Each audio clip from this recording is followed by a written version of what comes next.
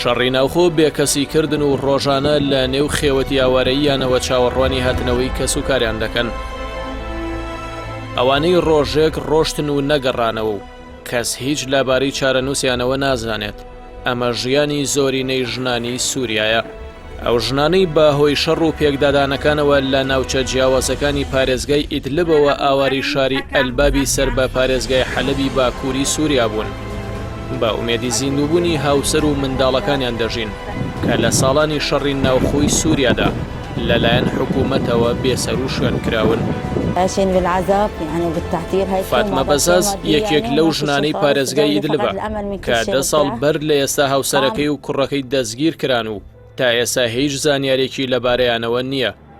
فاتمە دایکی 4 منداڵە و لە ساڵی 2019دا بەهۆی هێرشەکانی حکوومەت بۆ سەر گوندەکانی سەر بە پارێزگای ئیدلب ئاواری شاری ئەلباب بووە. ئەو خانمە کە بۆ منداڵەکانی هەم دایکە و هەم باوک وتیباری مادیمان خراپ بوو.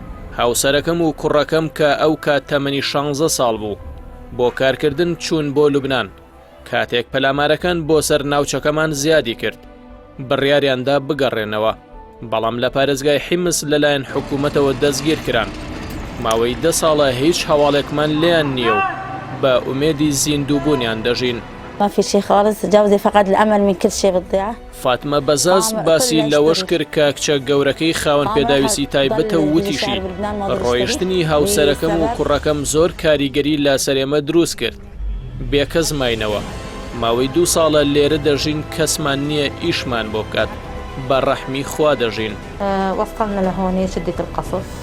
خەولە نائیف یەکێکی دیکەیە لەو خانمانە و ماوەی 8 ساڵە چاوەڕوانی گەڕانەوەی هاوسەرەکەی دەکات. خەولە دایکی 4 منداڵە و باسی لەوە کرد. هاوسەرەکەی کاری کردووە و ئەوانی بەخێو کردووە، بەڵام ڕۆژێکیان کاتێک لە ئیش گەڕاوەتەوە لە خاڵێکی پشکنینی حکوومەتدا دەستگیر کراوە و لەو کاتەوە بێسەر و شوێنە. گەرچی زۆر هەوڵیان داوە بزانن لەکوێ دەستگیر کراوە، بەڵام هیچ زانیاریەکیان دەست نەکەوتووە.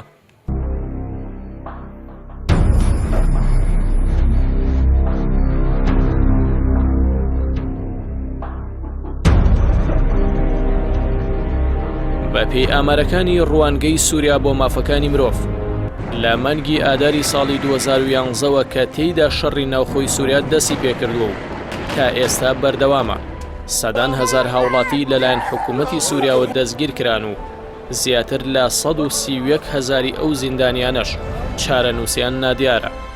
هاوکات لە ساڵی 2011ەوە تا ئێستا زیاتر لە 700 هەزار کەس لەو وڵاتە کوژراون و 5 ملیۆن کەسیش لە دانیشتوانەکەی ئاوارە بوون.